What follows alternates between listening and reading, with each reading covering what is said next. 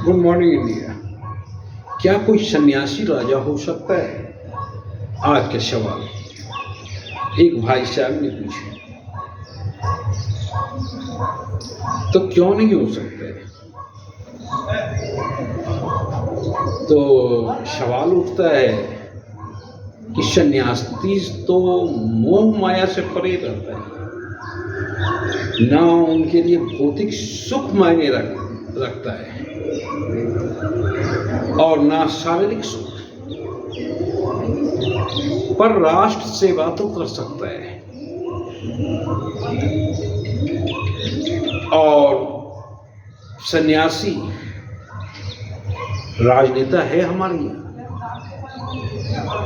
खुद योगी जी हैं और सन्यास धर्म का उसी तरह पालन करते हैं।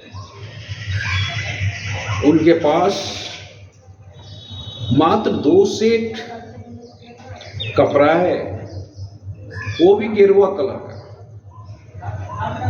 और वो आज भी जमीन पर ही सोते हैं और अपने खाने से पहले गौ माता को खिलाते हैं। आज भी उसी तरह से सन्यास धर्म का पालन कर रहे हैं और राज धर्म का भी पालन कर रहे हैं। मजाल नहीं है कि यूपी में किसी माँ और बहन से कोई छेड़खानी कर रहे हैं। अगर आप छेड़खानी करते हैं तो 24 घंटे के अंदर पुलिस आपको हिरासत में लेगा, और अगर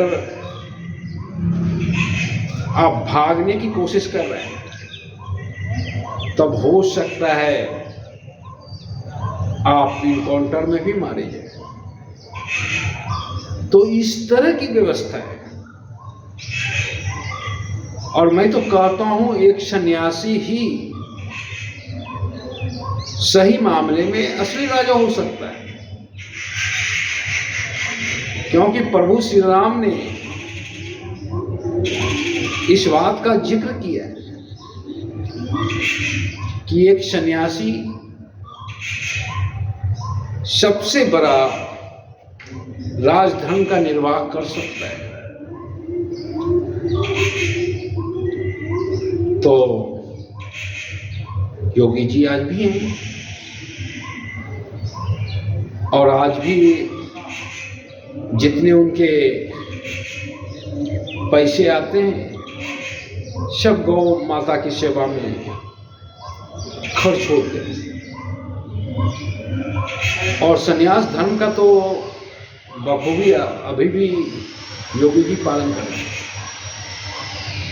उनके पिताजी मरे उसमें नहीं गए, क्योंकि एक सन्यासी सार्वजनिक जीवन छोड़ देता है अपने पारिवारिक, और वो सिर्फ ईश्वर में जीता है। और आज योगी जी राष्ट्र सेवा भी कर रहे हैं और ईश्वर भक्ति भी कर रहे हैं, और मुझे नहीं लगता है कि इससे बड़ा कोई उदाहरण होगा। और दूसरी बात, एक सन्यासी जब राजा होता है तो घोटाला होने की संभावना ना के बराबर होता है, क्योंकि वो किसके लिए बचाएगा? ना तो उनका परिवार होता है, ना तो उनका कोई बीवी होता है, ना बच्चा होता है, तो घोटाला होने का चांस ही नहीं होता है। दूसरी बात,